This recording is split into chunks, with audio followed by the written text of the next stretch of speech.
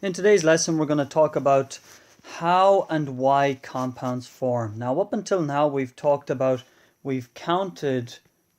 the atoms in the compound, and we talked about what compounds are against what elements are, but we haven't actually discussed why compounds form. Well, you'll be happy to hear it's a story of love, a love story, where opposites are attracting, and this positive and negative are finding true compound love.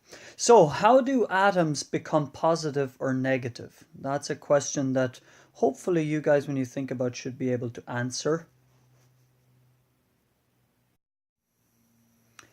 Well, atoms become positive and negative simply by becoming ions.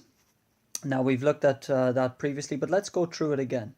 So if we have on the left hand side, we have a sodium ion.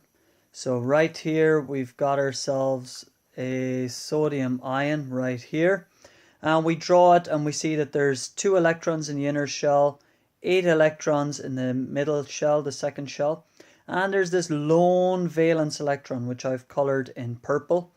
And so we can see that this is a sodium atom. Now, we talked about the fact that the electrons on the outside can actually be lost.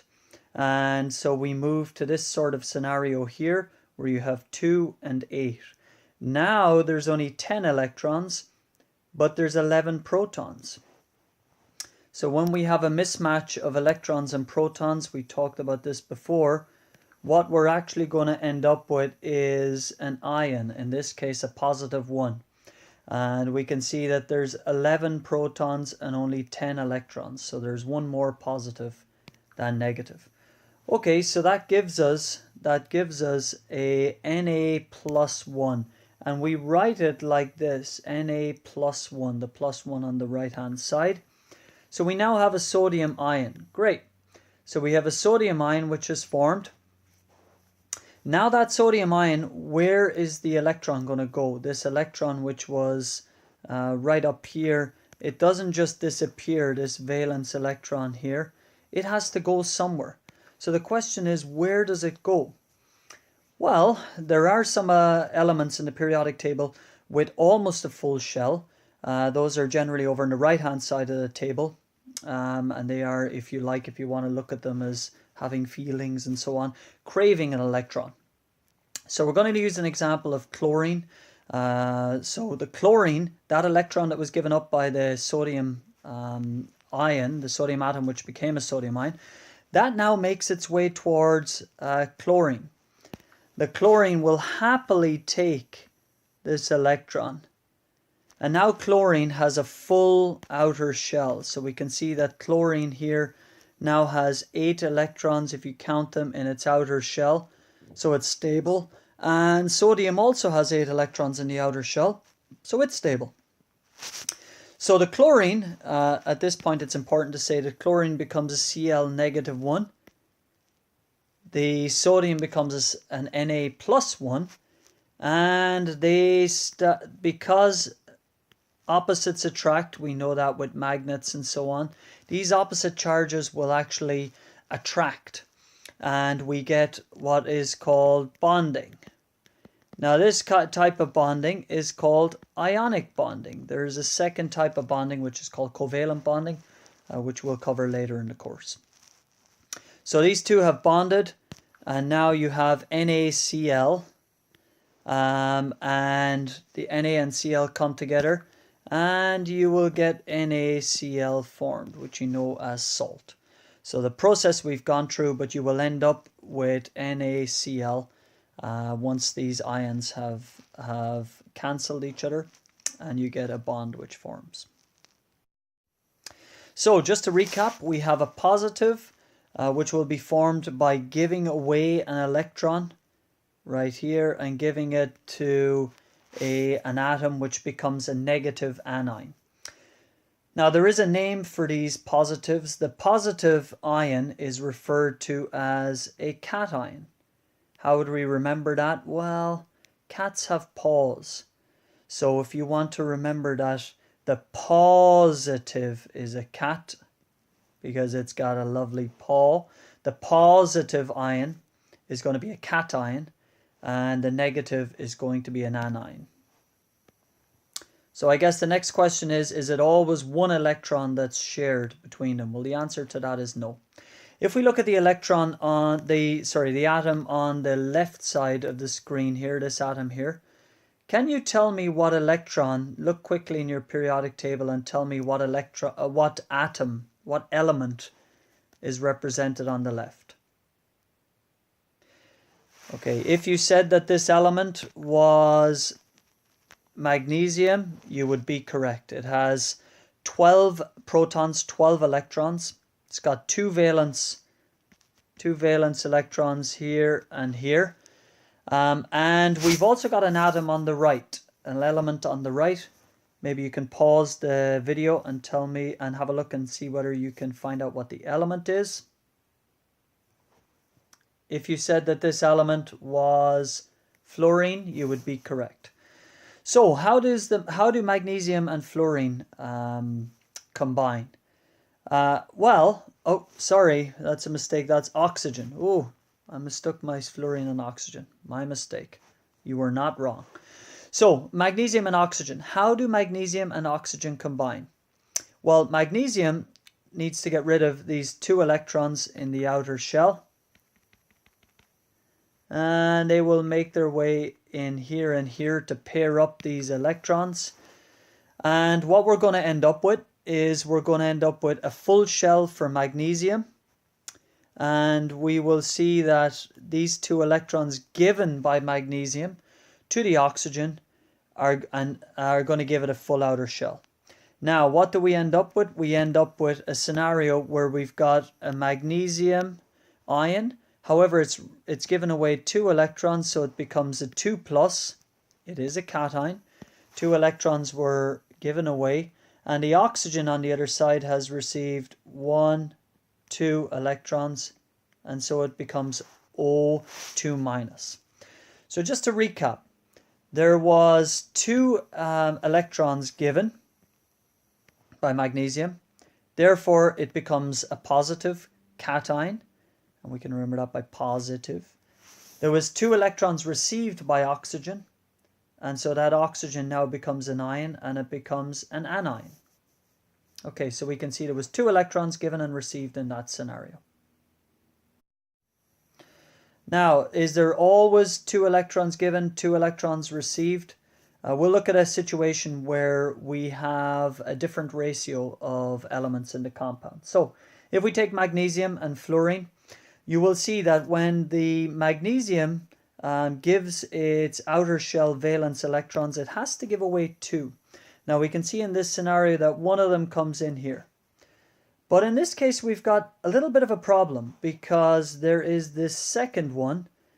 There's the second valence electron right here on magnesium, which needs a new home in order for magnesium to have a full stable shell underneath that. So what do you think that we would do in this scenario? Well, if you said that we're going to need a second fluorine to handle that, then you would be correct. So the second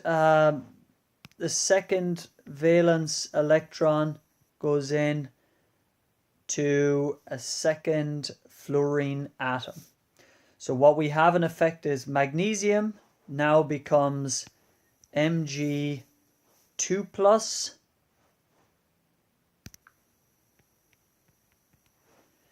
and this fluorine, we're going to need actually two fluorines to handle that, and each fluorine is going to become a -1. So fluorine is going to have a typical ion is going to become a -1. Now, when we're writing this as a formula, we'll see that the two positives are cancelled by the two negatives, and that's what we want to see. And when we write this as a formula, we don't put in the charges. So we just simply write Mg for the magnesium. Now, those charges were balanced by two fluorines. So you get MgF2. So that's a scenario where the ratio is not 1:1, between the cation and the anion. And you can see that if you just draw out your Bohr-Rutherfords, you'll see where that second one goes. So draw out your Bohr-Rutherford diagrams, find out how many electrons need to be given. And if there's electrons left over, you'll have to create more anions or cations. Wouldn't it be great if there was a quicker way to show this ionic bonding? And for that, we can thank Mr. Lewis, okay? We've already gone through how to draw Lewis diagrams, but we can show this bonding, and we don't need to show all the inner shells because they don't take part in the bonding. So let's go through it quickly. Okay, step one, if we want to show this magnesium fluoride ion, the magnesium bonded to the fluorine. Step one, we draw the Lewis dot diagrams of the elements. Okay, so we're going to show that magnesium has, with Lewis diagrams, you just show the outer electrons, the valence electrons. You do not show the electrons in the inside shells because Lewis realized that they do not take part in bonding. Therefore, we don't show them. So for the fluorine has 7 in its outer shell. We're going to always go 1, 2, 3, 4 in this order. And then we're going to add in the second pairs. So 5, 6, 7. So we can see straight off that magnesium has to get rid of 2 electrons. And the beauty of Lewis is that it shows, and you can see that nicely. So it's got 1, 2. Fluorine only needs 1 electron in here. So one of these magnesium electrons can come in here on the fluorine and give it a full outer shell. But there's still going to be this second one here, so we need to create a second fluoride ion. So in step 2, we are going to show the ions that are going to form. So magnesium has given away the 2 electrons. You don't need to draw the full shell underneath here. So we'll actually have 0 electrons in its previous outer shell. Of course, there's a full shell sitting underneath that. And we're going to acknowledge that it is going to lose 2, so it becomes 2 plus, more positive. It's got 2 protons more than electrons. And we're going to also acknowledge that each fluoride ion is a -1. And there's 2 of them for reasons we explained in the previous slide. You must do 2 things when you're showing ionic bonding with Lewis diagrams. You must show the ions with brackets, square brackets, and you must put in the signs. Okay, and then finally we're going to move to the final situation where you have the ions and you have the correct number, and that is going to give you magnesium 2 plus, fluoride -1. And you just draw them in beside each other. If you were doing it for sodium chloride, we have the sodium and we have the chlorine. These will become ions as below. So sodium will become Na+1 and chlorine will become a -1. And you can see why it's actually got the electron from the sodium, which is right in here. Okay, so that was just a quick video on ionic bonding.